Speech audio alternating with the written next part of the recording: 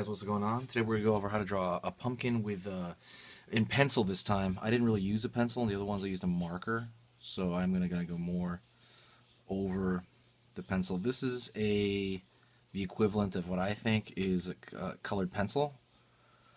It says a Cretacolor. It's a Nero brand, and then it says hard and a number 4 on it. And it says Austria on it. I don't know. Honestly, I just see this as a colored pencil. You can just buy a colored pencil, get a black one. And that's the way this feels, personally, to me. So, I'm drawing a really light, loose pumpkin shape. You know what I mean? Kind of square, kind of moved around. Has a stem coming out the top of it. I'm going to assume the light's coming this way from this side. And if I assume the light's coming from that side, I'm going to start mapping out my shadow pattern first. And by that I mean, putting in my shadows first, essentially. That's a good way to find proportion. I'm at the stem right here, and I put it in just flatly, not too darkly. Not crazy dark, but dark enough. And I'm figuring out where. So this side, I think, is going to be all in shadow because the light's coming from that direction.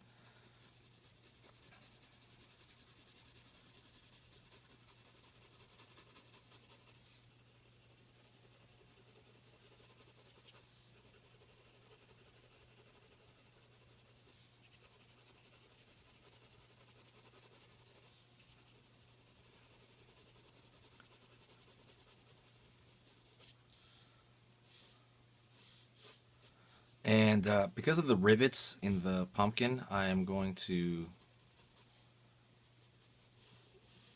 figure out where that shadow is going to be, right, for each one, because it's coming more and more into the light.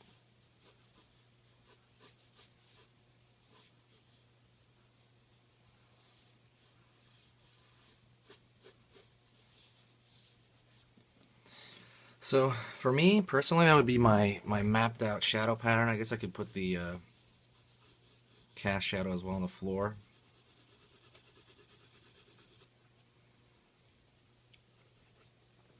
Because it's round, a lot of the shadows are going to be soft. I mean, the edges are going to be soft, and I'm going to go over the edges many times, but I'll go over them in this video real quick because I don't think I've done a pencil one. So usually you're dealing with 3 kinds of edges. There's hard, which is basically a straight line, and then there's firm, which is a slightly fuzzier line. Imagine that, but somebody puts it slightly out of focus. Slightly out of focus. Hopefully you can see that well enough. And then there's soft, which is very fuzzy. And usually I deal with hard and soft, you know what I mean?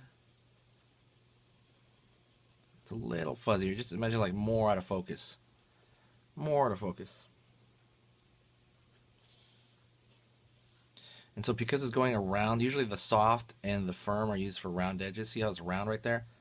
I'm going to try to soften this edge out over here. The edge of the shadow pattern. Make it a little bit softer.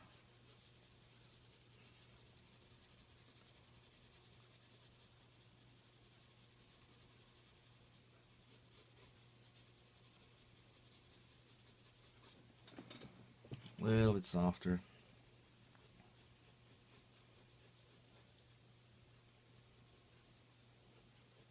Coming over here, it's going to be more in direct sunlight, the part of the stem. Also going over here, figuring out those edges. Shade's pretty easy. You just, as soon as you kind of know those like little typical, they're not rules per se, but they're just principles, you know. And I've said this a gazillion times. Principles are basically something that has worked. It doesn't mean that it's the rule every time, but they're things that people have gone over and they have worked for a lot of people, and so they are taught as somewhat of a, I guess, kind of a rule, you know. But you know, like I said, really they're principles and they're good ideas, and it will probably work for you.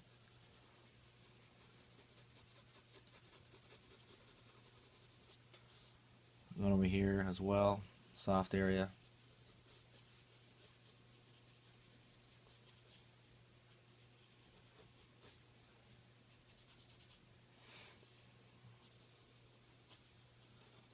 little bit here, picturing where the light would kind of, because it's going around, probably a little bit of dark over here.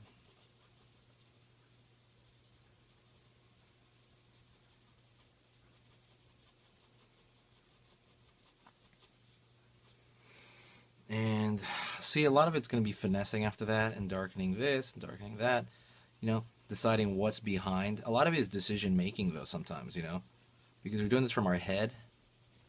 A lot of it is the decision making. But not to mention, if you do this from a photo, there's a lot of decision making in that as well. That's what kind of makes us artists, and that's what kind of makes, for the moment at least, the way AI is right now, we are kind of irreplaceable in some ways. You're always going to need like a human brain to make the decisions of what's going to be this, you know, this could be forward. Have you ever seen a photo where somebody takes and they want you to draw it, but it's like the worst photo ever? You know, the light's totally blowing out their face. Or they just don't look like them in their photo. That's the thing. You have to... It requires decision making. You can't just throw that in a machine and be like, oh, perfect, you know. I mean, there's filters in Photoshop that look pretty good, but it's going to require a human deciding, you know, what to edit out. For now, that is. Until the robots take over. I am going to go in here. What I'm going to do is I'm going to go in and I'm going to try to finish this to a decent level, and I'll kind of talk about it at the end. So let me start doing that.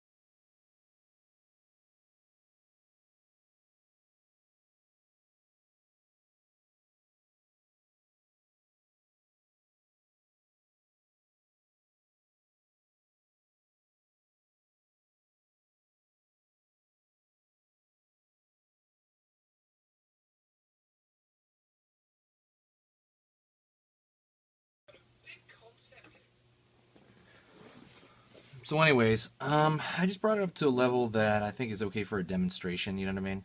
This is just a demo. What I would do is, if I was to turn this into a full-blown, like, you know, drawing for the wall or things like that, I would actually go in here and just keep finessing over and over and over again. See how these little edges, there's all kinds of little edges around here.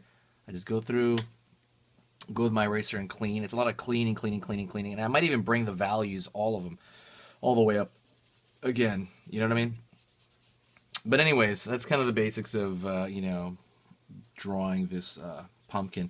I'm going to start talking more in these videos. I'm going to maybe do a little more pencil ones. Tell me if you liked it. If you learned anything, please give me like a like and, you know, give me some feedback.